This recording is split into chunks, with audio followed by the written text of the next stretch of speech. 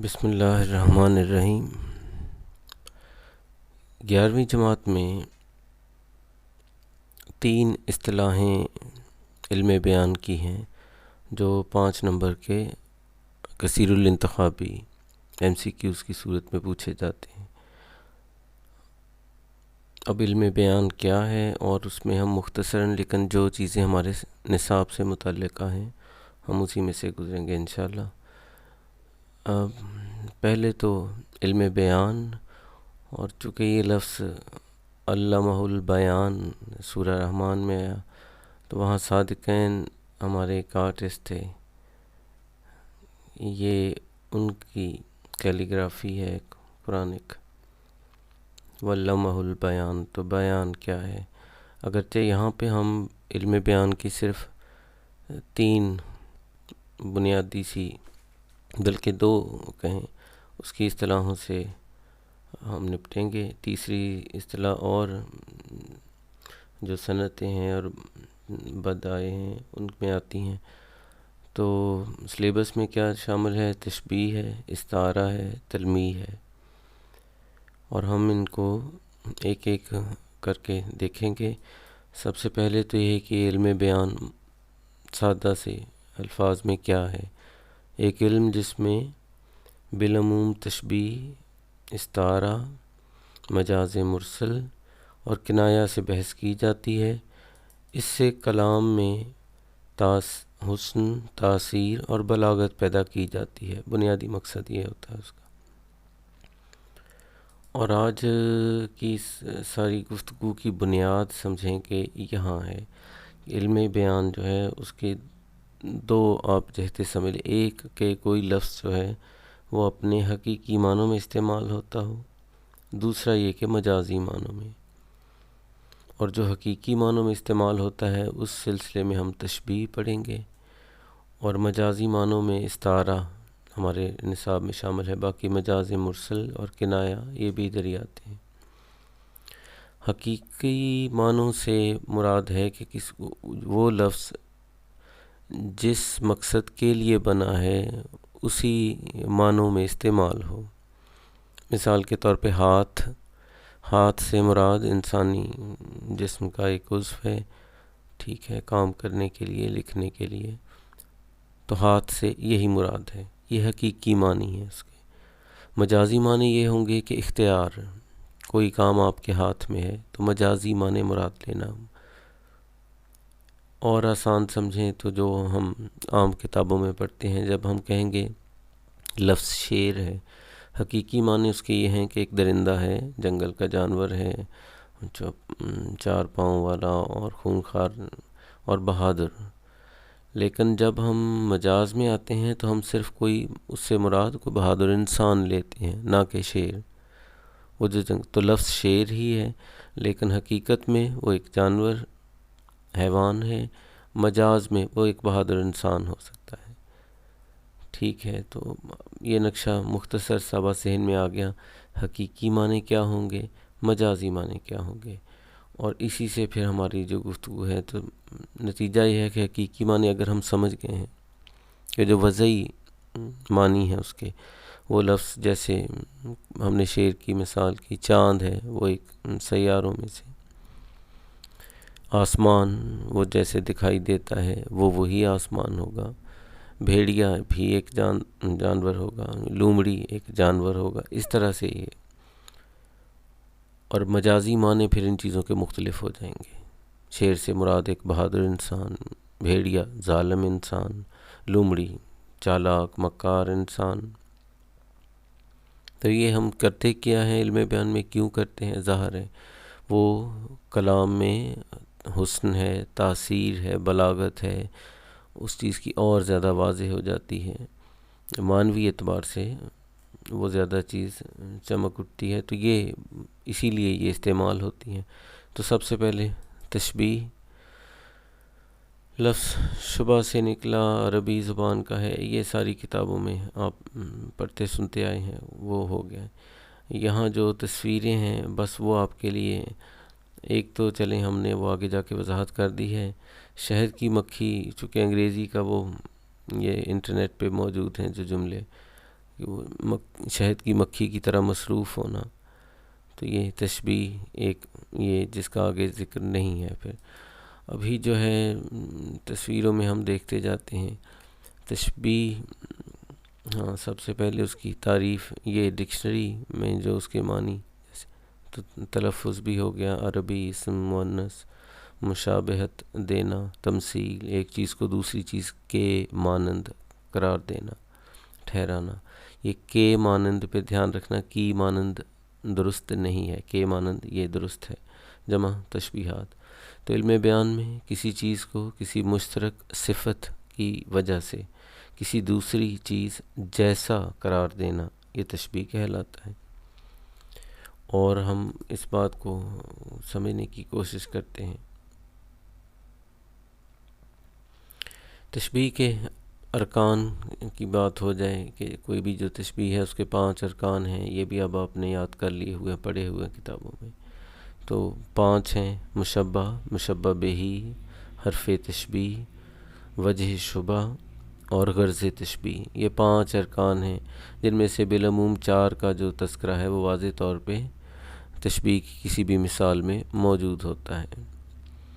اسی ہم مثال سے لے کے یہ جو تصویر ساتھ چل رہی ہے، صادقین صاحب کے دل و دماغ میں کیا تھا اس سے قطع نظر ہمیں جو بظاہر سی چیز ہے ہم اسی پہ بات کرتے ہیں کہ یہ جو کنول کا پھول دکھایا گیا ہے، شاید اگر یہ کنول کا پھول ہے تو اس کی عام طور پہ آنکھوں سے مشابہت، نین، کنول جیسے نین، مطلب جو پیالہ نما، کٹورا نما ہوتے ہیں، بیضوی سی شکل کی آنکھیں، تو یہ ان کے لیے ایک تشبیہ، چونکہ ابھی ہم یہاں چل رہے ہیں تو ان جیسے کہہ دیا جاتا ہے. ٹھیک ہے، کنول اس پھول کا نام ہے جو جھیلوں میں بالعموم کھڑے پانیوں میں ہوتا ہے.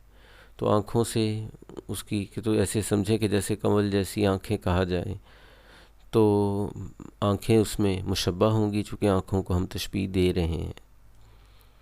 جس چیز سے تشبیہ دے رہے ہیں، کنول جو سفید رنگ کا وہ پھول، ٹھیک ہے، تو جس سے تشبیہ دے رہے ہیں وہ مشبہ بہی. تو آنکھوں کو کہا کہ آنکھیں کنول جیسی، تو ایسا کوئی بھی لفظ، ٹھیک ہے، جو ان کو آپس میں، ان کو طرفین تشبیہ بھی کہتے ہیں، ان دونوں کو مشبہ، مشبہ بہی کو.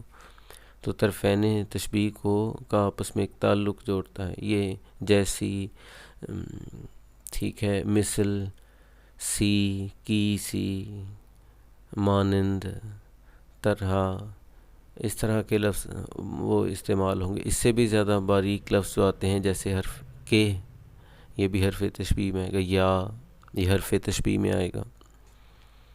اور ہم دیکھیں گے کوئی ایک آدھ مثال اللہ کرے دونوں کی ہو جائے تو. وجہ شبہ، کٹورے جیسی بیضوی سی شکل ہونا آنکھوں میں اور اس کنول میں.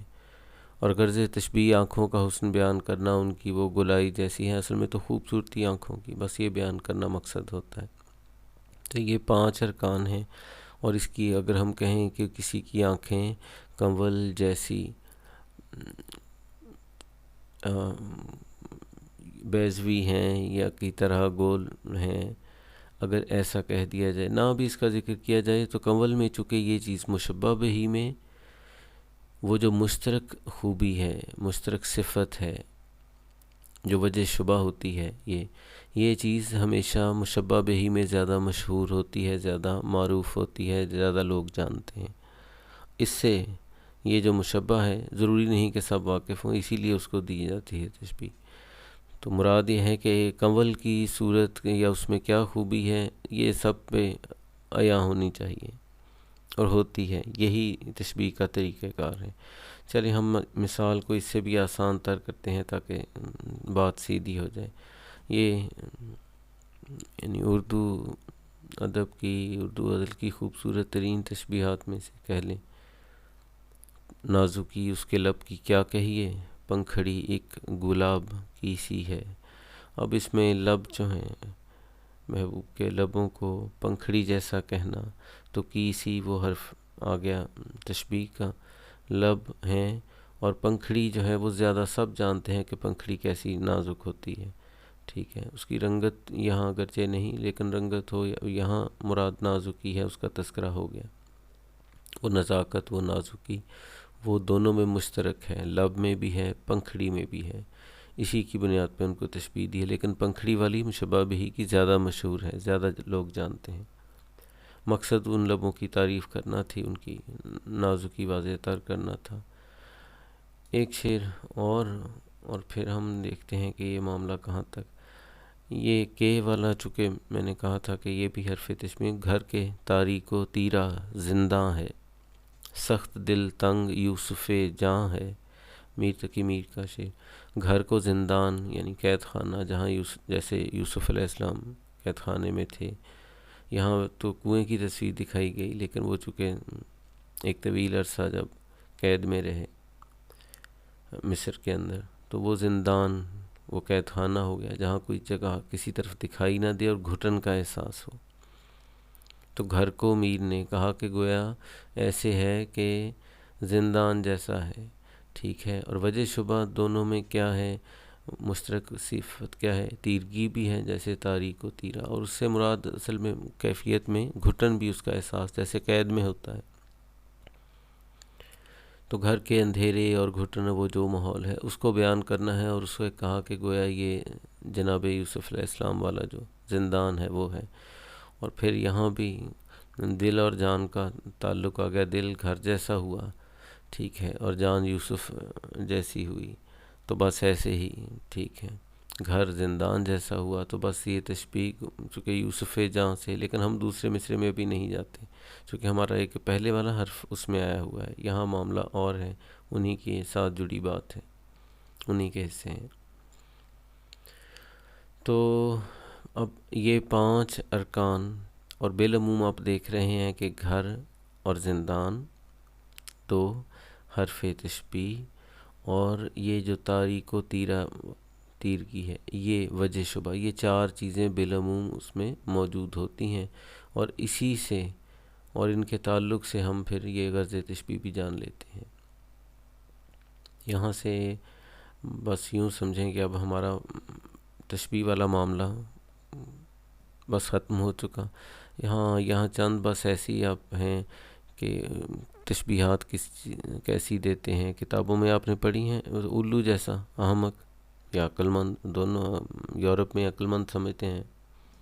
کچھوے کی طرح سست، کسی کو کسی دوسری چیز جیسا قرار دینا، اور ان میں حرف تشبیہ الو جیسا، کچھوے کی طرح، ہرن کی طرح چوکڑیاں بھرنا، فرشتے جیسا دوست، یہ لفظ بیچ میں کوئی نہ کوئی حرف تشبیہ، لومڑی جیسا چالاک، چالاکی بھی پتہ چل گئی، لومڑی بھی پتہ چل گئی، حرف تشبیہ بھی آ گیا، ٹھیک ہے۔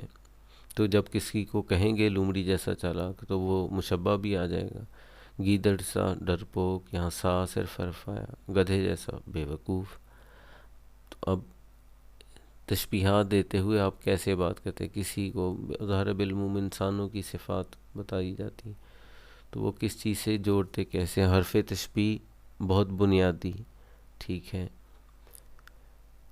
بات یہاں پہ تشبیہ کی ہم ختم کر رہے ہیں، اس سے آگے ہم چلتے ہیں استعارے کی طرف۔ لفظی معنی وہی مستعار سے ادھار لینا، تو کوئی لفظ ادھار لینا، لیکن یہاں سے ہم بنیادی بات اب کیا دھیان میں رکھنی، پہلے جو کچھ ہم دیکھ چکے اس میں ایک بات مشترک ہے کہ انسان ہے، سست ہے چلنے میں، کو بزرگ جیسے دکھائے گئے، وہ بزرگ بزرگ ہی رہے گا، کچھوا کچھوا ہی رہے گا۔ ہم کچھوے کو کچھوے کے ہی معنوں میں لیتے ہیں، بزرگ کو بزرگ کے معنوں میں، ہرن کو ہرن کے معنوں میں لیں گے، ٹھیک ہے۔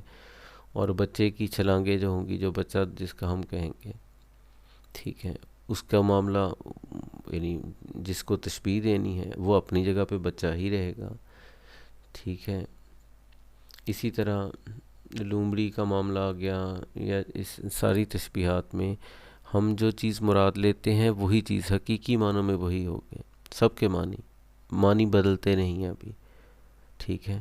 لیکن اگر ہم بعد میں آتے ہیں، اگر کسی کو ویسے ہی ہم لومڑی کہہ دیں تو اس کا مطلب ہے پھر وہ استعارے میں چلا جائے گا، پھر ہم نے اس کے لومڑی سے جانور مراد نہیں لیا کسی کو جب لومڑی کہا، کیونکہ یہ تو نہیں کسی کو لومڑی کہا تو اس کی ٹانگیں اس طرح ہو گئیں اور دم لگ گئی، نہیں، مطلب اس کی صفت ہم مراد لے لیں گے، اس کے مجازی معنی جب وہ استعارہ ہو جائے گا۔ فی الحال لومڑی جیسا چالاک کسی کو کہنا، یہ تشبیہ ہوگی۔ پھر سے ہم استعارہ پہ واپس چلتے ہیں۔ لفظی معنی ہو چکے کہ کس طرح سے وہ ادھار مانگنا اور لفظ ادھار لینا۔ تو تعریف اس کے علم بیان میں ایک چیز کو کسی مشترک صفت کی وجہ سے دوسری چیز قرار دینا، دوسری چیز جیسا نہیں بلکہ دوسری چیز قرار دینا، بعین ہی وہی چیز قرار دینا۔ یہاں استعارہ کی ڈکشنری میں جو ہے وہ بھی لفظ مانگ لینا، عربی اسم مذکر مانگ لینا، علم بیان کی مجاز کی ایک قسم جس میں کسی لفظ کے مجازی اور حقیقی معنی کے درمیان تشبیہ کا علاقہ ہوتا ہے اور بغیر حروف تشبیہ کے حقیقی معنی کو مجازی معنی میں استعمال کیا جاتا ہے، یعنی حرف تشبیہ نہیں۔ اب کچھ آئے گا ایسا بالتصریح، اگر مشبہ بہی کا ذکر کریں اور مشبہ کو چھوڑ دیں، ٹھیک ہے، آپ صرف یہی دو لفظ پہلے یاد رکھ لیں، اور مضاف یا مضاف مشبہ بہی موجود ہو اور مضاف الیہ غیر موجود ہو، آپ پہلی بات کو ذہن میں رکھیں، مشبہ اور مشبہ بہی، مشبہ کو چھوڑ دیں تو اس صورت میں بالتصریح ہوگا، واضح تر، اور بالکنایہ اگر مشبہ بہی کو چھوڑ کر مشبہ کا ذکر کریں، ٹھیک ہے، تو اس کو اب یہ استعارہ بالکنایہ کہتے ہیں۔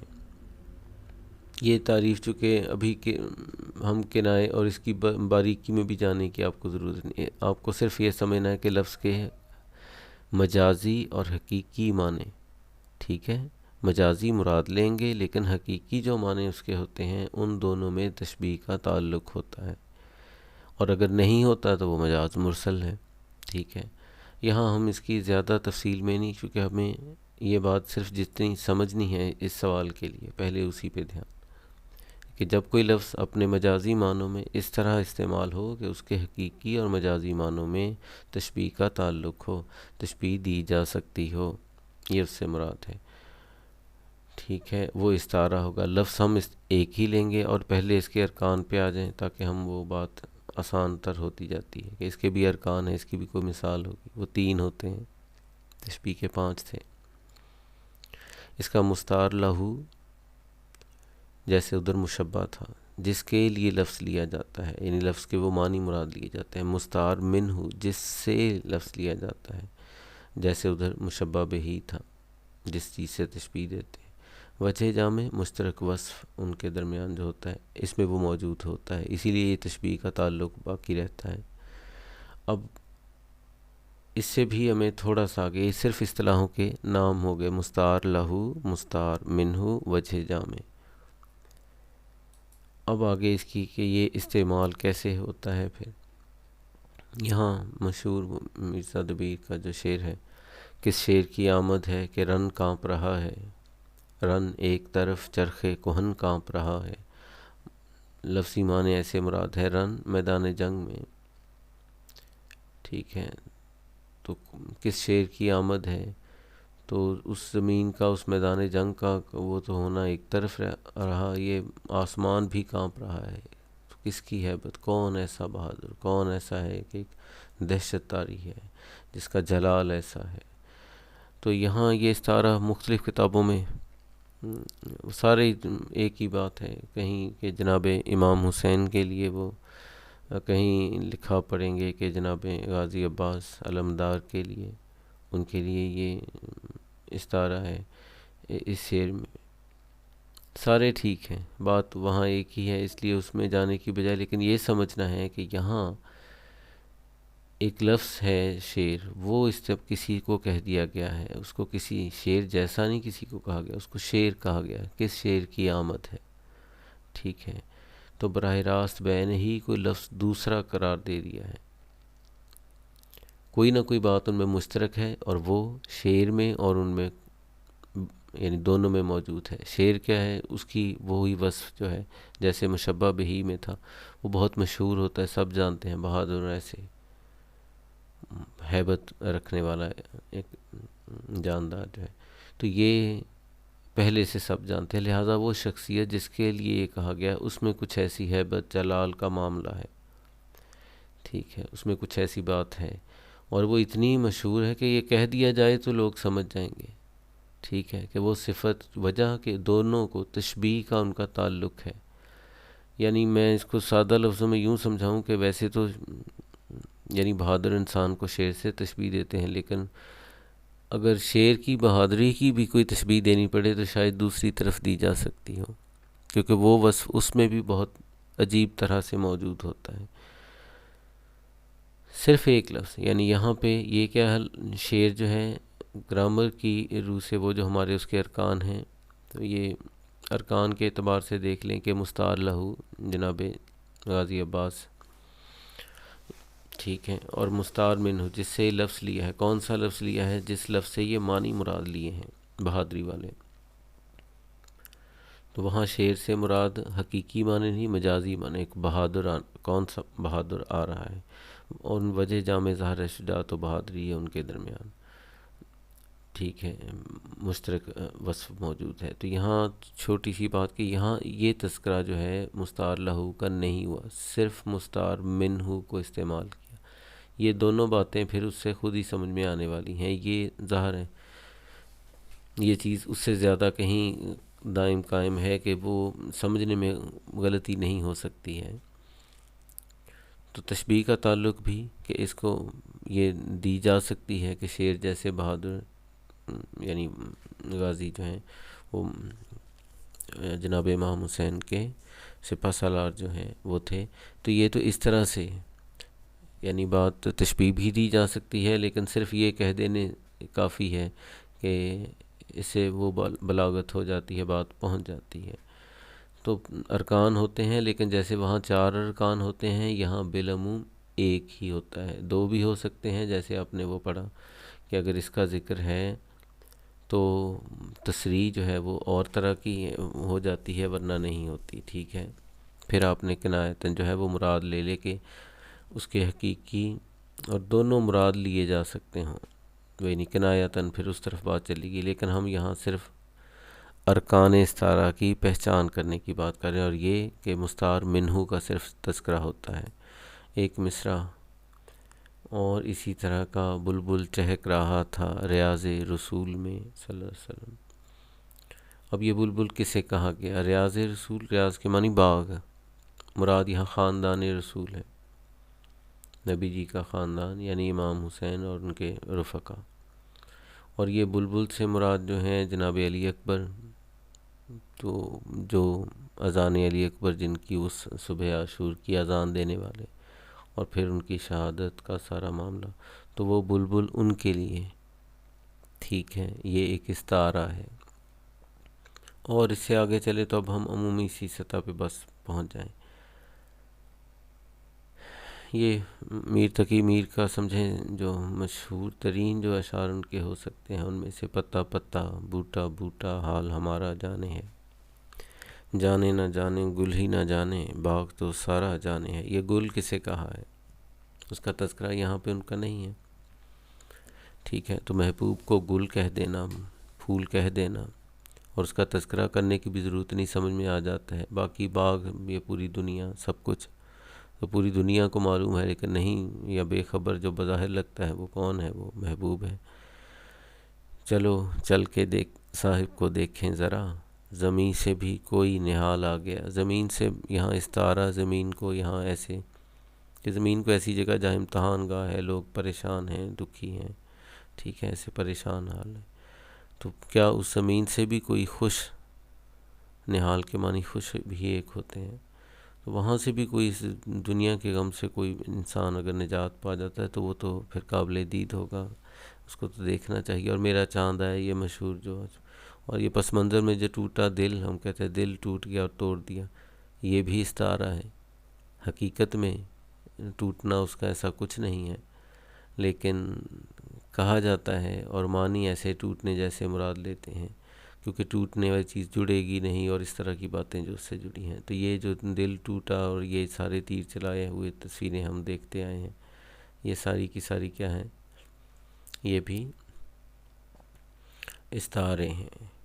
یہاں بس آخری حصہ یہ بچتا ہے کہ تشبیہ اور استعارہ میں بس وہ فرق جو ہے معروف سے، تو یہ وہی مکھی جو کوئی شخص مکھی کی طرح مصروف، اور یہ اس کو بادشاہ کہتے ہیں، ٹھیک ہے، تو یہ معنی بادشاہ تو نہیں ہے لیکن بادشاہ کہتے ہیں، ٹھیک ہے، تو بس یہ استعارہ ہو گیا۔